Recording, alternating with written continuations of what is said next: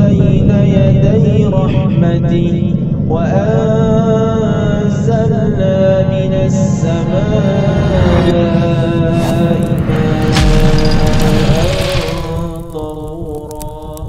Bismillahirrahmanirrahim. Alhamdulillah wassalatu wassalamu ala Rasulillah wa ala alihi wa sahbihi wa mawalah wa man ittaba'ah. Allahumma alimna ma jahilna wanfa'na bima 'allamtana warzuqna ilman nafi'an ya rabbal alamin.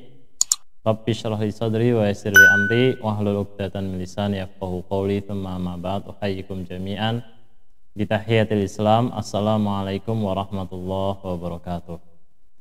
Alhamdulillah, senang sekali bisa berjumpa kembali dengan ikhwan dan akhwat pemirsa Masjid TV, media dakwah untuk Islam yang rahmatan lil alamin.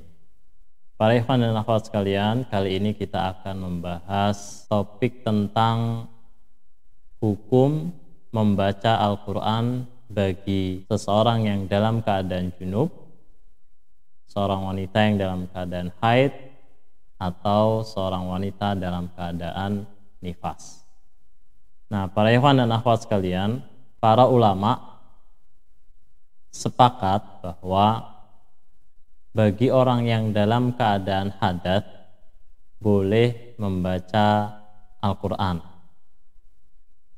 Hanya saja mereka khilaf atau berbeda pandangan terkait hadas besar. Kalau hadas kecil mereka bersepakat bahwa orang yang dalam keadaan hadas kecil boleh membaca Al-Quran. Namun untuk hadas besar seperti seseorang yang dalam keadaan junub atau seorang yang dalam keadaan haid dan nifas, mereka berselisih pendapat. Apakah boleh bagi orang-orang ini membaca Al-Quran? Nah, ada banyak pendapat seputar hal ini.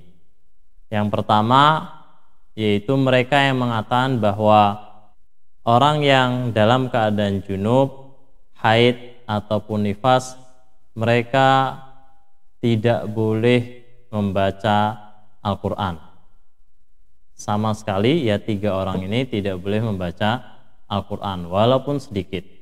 Nah, pandangan ini dipegang oleh ulama Asy-Syafi'iyah, juga ulama dari madhab Al-Hanabilah, kemudian juga diriwayatkan dari sejumlah ulama lainnya, juga dari kalangan para sahabat, diantaranya Umar bin Khattab, Ali wa Jabir, dan Al-Hasan, kemudian Imam Az-Zuhri, Imam An-Nakhai, dan Imam Qatadah dan Ishaq. Ini pendapat yang pertama. Kemudian pendapat yang kedua yaitu pendapat yang mengatakan bahwa baik orang yang dalam keadaan junub ataupun dalam keadaan haid dan nifas, mereka ketiga-tiganya boleh membaca Al-Quran. Nah, ini adalah pandangan dari ulama madhab Adz-Dzahiriyah. Juga diriwayatkan bahwa Ibnu Abbas, Ibnu Musayyib pun berpandangan demikian. Bahkan Al-Imam Al-Bukhari itu juga berpendapat bolehnya ketiga orang ini membaca Al-Quran. Demikian juga Imam At-Tabari di dalam kitabnya Tahdzibul Athar juga berpandangan demikian. Nah, ini pendapat para ulama yang membolehkan ketiganya membaca Al-Quran. Nah, sekarang ada juga yang berpendapat bahwa untuk orang yang dalam keadaan junub itu tidak boleh sama sekali membaca Al-Quran. Tapi bagi mereka yang dalam keadaan haid dan nifas itu boleh. Nah, pendapat ini dipegang oleh diriwayatkan bahwasanya Imam Malik berpandangan dengan pandangan yang demikian. Orang yang junub tidak boleh membaca Al-Quran, sedangkan orang yang haid dan boleh membaca Al-Quran. Juga pendapat ini dipegang oleh Al-Imam Asy-Syafi'i di dalam Al-Qaul Al-Qadimnya, pandangan yang lamanya. Juga diriwayatkan bahwa Imam Ahmad pun berpandangan demikian, dan Ibnu Taimiyah memilih pendapat demikian. Orang yang junub itu tidak boleh membaca Al-Quran, adapun orang yang haid dan nifas itu boleh membaca Al-Quran. Ada juga dari kalangan Malikiyah yang membuat ketentuan bahwa membaca Al-Quran bagi orang yang junub itu dibolehkan hanya sebagian ayat saja, artinya tidak full satu ayat. Dan pandangan ini juga menjadi salah satu pendapat di kalangan Al-Hanafiyah, juga di kalangan Al-Hanabilah. Bahkan ada juga ya dari kalangan Malikiyah itu berpandangan bahwa boleh bagi orang yang dalam keadaan junub itu membaca Al-Quran tapi 1 atau 2 ayat saja, dan itu ayat-ayat yang berisi tentang berisi misalkan Bismillahirrahmanirrahim, karena itu bagian dari ayat Al-Quran, atau A'udzubillahi minasyaitonirrajim, karena itu bagian juga dari ayat Al-Quran. Nah, untuk membaca demikian bagi orang yang dalam keadaan junub 1 atau 2 ayat itu boleh. Tapi untuk membaca Al-Quran ya misalkan 1 surat ya itu tidak boleh, atau membaca Al-Quran lebih dari 2 ayat itu tidak boleh. Ada juga yang berpandangan bahwa orang yang dalam keadaan junub itu hukumnya bukan diharamkan membaca Al-Quran, tapi dimakruhkan untuk membaca Al-Quran. Ini seperti dipegang oleh Imam Asy-Syaukani yang menurut beliau ini pendapat yang rajih, bahwa seorang yang dalam keadaan junub itu hanya dimakruhkan untuk membaca Al-Quran. Artinya belum sampai tahap diharamkan membaca Al-Quran. Dan adapun orang yang dalam keadaan haid dan nifas, ya menurut ulama yang berpandangan bahwasanya orang yang dalam keadaan junub itu makruh hukumnya membaca Al-Quran. Haid dan nifas, ya wanita yang dalam keadaan haid dan nifas itu boleh membaca Al-Quran. Nah, para ikhwan sekalian, apa sebenarnya yang menjadi argumen atau dasar bagi mereka di dalam mendasari pandangan-pandangannya masing-masing? Ada sebenarnya dalil-dalil yang menjadi dasar bagi setiap kelompok-kelompok tadi yang memiliki pandangan-pandangan yang saling berbeda tadi, yang mereka jadikan pegangan. Di antaranya ini pendapat para ulama yang mengatakan haram secara mutlak bagi orang yang dalam keadaan junub atau orang yang dalam keadaan haid untuk membaca Al-Quran. Diriwayatkan dari Aisyah radhiyallahu anha bahwa ia berkata, suatu ketika Nabi SAW itu bersandar di kamar Aisyah radhiyallahu anha dalam keadaan Aisyah haid, kemudian Nabi SAW membaca Al-Quran.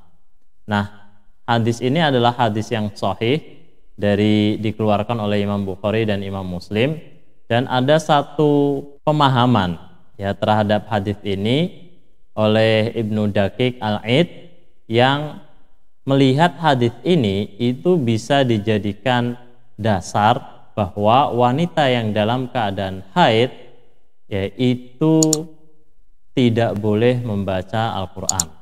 Kenapa? Karena sekiranya wanita yang dalam keadaan haid itu boleh membaca Al-Quran, ya tentu di sini Aisyah radhiyallahu anha tidak perlu ya menyebutkan dirinya dalam keadaan haid dan Nabi SAW membaca Al-Quran. Nah, ini pandangan Ibnu Daqiq Al-Aid.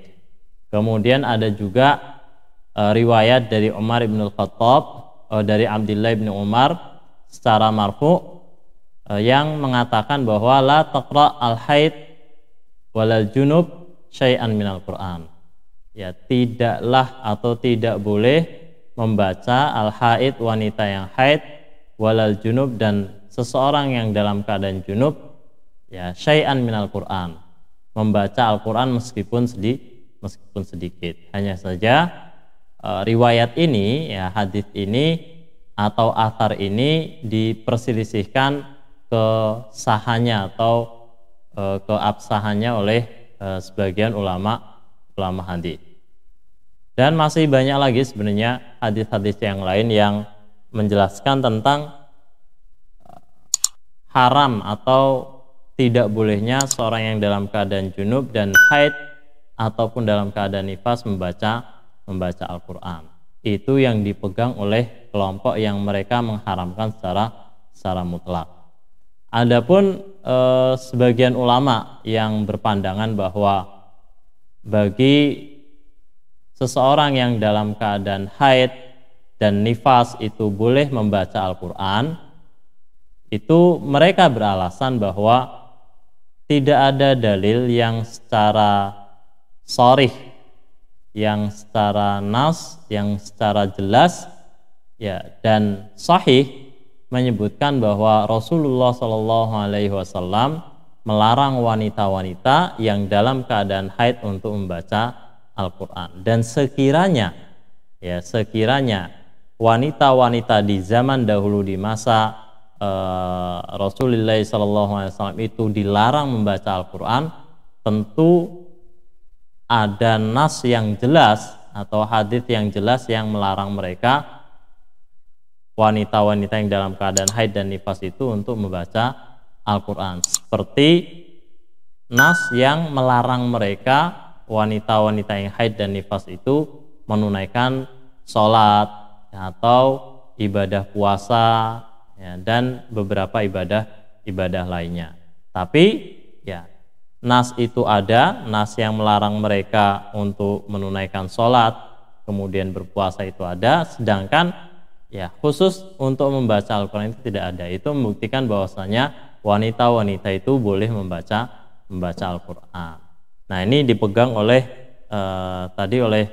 bahkan ulama kontemporer seperti sekarang Syekh Ibnu Utsaimin dan Syekh bin Baz. Kemudian khusus untuk seseorang yang dalam keadaan junub, yang tadi diperselisihkan oleh para ulama, ada yang mengatakan bahwasanya orang yang dalam keadaan junub itu haram membaca Al-Quran, ada yang mengatakan orang yang dalam keadaan junub itu boleh membaca Al-Quran, ada pula yang mengatakan bahwa orang yang dalam keadaan junub itu hanya boleh membaca Al-Quran 1 atau 2 ayat saja. Nah, mereka yang mentafsil atau merinci berapa ayat yang dibolehkan seseorang yang dalam keadaan junub membaca Al-Quran itu berpandangan bahwa kalau sedikit 1 atau 2 ayat itu tidak disebut dengan seseorang membaca Al-Quran, tapi seseorang disebut membaca Al-Quran itu apabila seseorang menyiapkan diri ya membaca Al-Quran, mushaf, kemudian ya dengan sengaja membuka lembaran-lembaran ayat-ayat Al-Quran, kemudian membaca lebih dari dua ayat.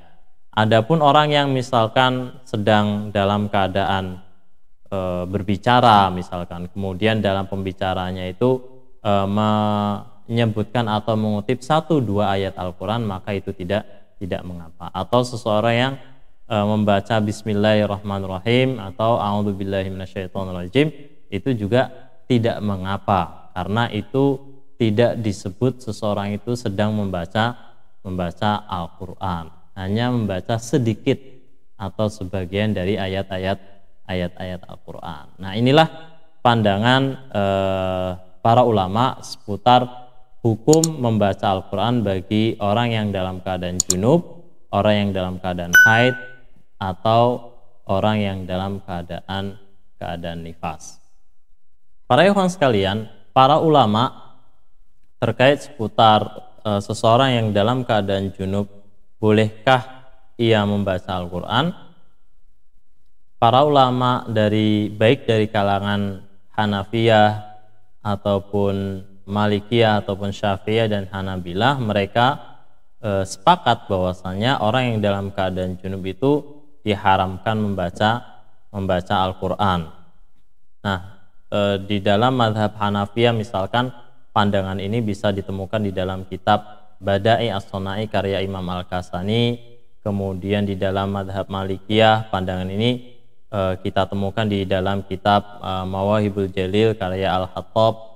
Juga di dalam mazhab Syafi'iyah misalkan di dalam kitab Al-Majmu' karya Al-Imam An-Nawawi. Adapun di dalam mazhab Al-Hanabilah pandangan ini bisa ditemukan di dalam kitab Al-Mughni karya Ibnu Qudamah.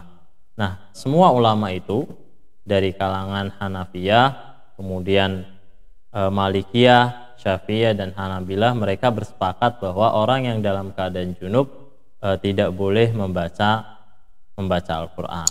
Adapun ulama yang berpandangan bahwasanya seseorang yang dalam keadaan junub itu boleh membaca Al-Qur'an adalah ulama dari kalangan Adz-Dzahiriyah. Dan diantaranya juga yang berpandangan demikian adalah Al-Imam Al-Bukhari seperti yang tadi saya sebutkan. Nah, para ikhwan sekalian, ada satu athar yang menjadi pegangan diantaranya, ya, satu athar yang menjadi pegangan bagi ulama yang mengharamkan seorang yang dalam keadaan junub itu membaca Al-Qur'an, yaitu dari Ubaidah As-Salmani. Ia berkata bahwa Umar bin Al-Khattab radhiyallahu an membenci seseorang yang dalam keadaan junub dia membaca Al-Qur'an. Memang, nah ini nanti juga menjadi khilaf, ya. Ada sebagian dari ulama yang diantaranya dari kalangan Malikiyah yang berpandangan bahwasanya hukumnya tidak sampai tahap haram tapi hanya tahap makruh. Memang tidak semua, ya, ulama Syafi'iyah, ulama Hanafiyah ataupun ulama Hanabilah dan Malikiyah semuanya, ya, semua ulama yang bermadhab pada madhab itu berpandangan haramnya secara mutlak. Ada khilaf di kalangan ulama-ulama itu, ya, yang satu madhab apakah hukumnya itu sampai tahap haram atau hanya tahap makruh. Dan juga athar yang lain juga disebutkan bahwa Ali bin Abi Thalib radhiyallahu an mengatakan, bacalah Al-Qur'an au iqra'ul Qur'an malam yusab ahadukum al-janabah. Bacalah Al-Qur'an selama salah seorang di antara kalian tidak dalam keadaan junub. Fa idza asabathu janabah fala. Tapi apabila ia dalam keadaan junub, maka janganlah ia membaca Al-Qur'an wala harfan wahidan, meskipun satu huruf. Nah, ini kemudian juga menjadi khilaf seperti yang saya sebutkan tadi. Ada yang mengatakan mutlak satu ayat itu tidak boleh, walau satu ayat syai'an minal Qur'an itu tidak boleh bagi orang yang dalam keadaan junub membaca Al-Qur'an. Tapi ada juga yang berpandangan bahwa yang tidak boleh itu apabila membaca Al-Qur'an secara keseluruhan. Adapun membaca satu atau dua ayat itu boleh hukumnya. Nah, tapi menarik nih para ikhwan sekalian, ulama yang berpandangan bahwasanya orang yang dalam keadaan junub itu boleh membaca Al-Qur'an seperti para ulama dari kalangan Adz-Dzahiriyah, dan juga diantaranya yang berpandangan demikian adalah Al-Imam Al-Bukhari. Apa landasan ulama ini? Mereka berpandangan bahwasanya tidak ada dalil yang nas, yang sharih, yang mengharamkan seorang yang dalam keadaan junub itu membaca Al-Qur'an. Bahkan ada satu riwayat dari Aisyah radhiyallahu anha bahwa Rasulullah SAW kana yadhkurullaha ala kulli ahyani, bahwasanya Rasulullah SAW senantiasa berzikir kepada Allah, ya, di setiap saat. Dan kita tahu bahwasanya Al-Qur'an itu zikrun, ya, inna nahnu nazzalna dzikra wa inna lahu lahafidun. Jadi di antara kandungan makna bahwasanya Rasulullah SAW senantiasa berzikir kepada Allah Subhanahu wa taala, juga maknanya di antara bentuk zikir itu adalah bagian dari ayat-ayat Al-Qur'an. Ini pemahaman bahwasanya hadis ini, ya, dipahami bahwasanya tidak mengapa seseorang yang dalam keadaan junub itu membaca Al-Quran. Sebab Rasulullah SAW ya baik dalam keadaan suci ataupun dalam keadaan hadas, ya baik hadas kecil ataupun hadas besar, beliau senantiasa tidak pernah berhenti untuk senantiasa berzikir kepada Allah Subhanahu wa taala. Dan ada satu riwayat juga dari Ibnu Abbas radhiyallahu an yang beliau membaca Al-Qur'an dan beliau dalam keadaan junub. Nah, ini pandangan dari ulama Adz-Dzahiriyah yang mendasarkan pandangannya diantaranya dari hadits Aisyah radhiyallahu anha tadi dan dari apa yang diriwayatkan dari Ibnu Abbas radhiyallahu an bahwasanya beliau itu pernah membaca Al-Qur'an dalam keadaan junub. Dan pada dasarnya juga mereka berpandangan bahwasanya hukum asalnya seseorang membaca Al-Qur'an itu adalah tidak dilarang. Ya, hukum asalnya tidak dilarang. Sampai ada satu ketentuan yang melarang seseorang dalam keadaan-keadaan tertentu untuk membaca Al-Quran. Semoga apa yang saya jelaskan tentang hukum membaca Al-Quran bagi orang yang dalam keadaan junub, haid atau nifas ini bisa difahami dan menjadi satu wawasan keislaman bagi kita. Barakallahu fikum, hadanallahu yakum lakum minkum, wallahu a'lam bishawab. Subhanakallahumma wa bihamdika asyhadu an la ilaha illa anta astaghfiruka wa atubu ilaik. Assalamualaikum warahmatullahi wabarakatuh. بين يدي رحمتي وأنزلنا من السماء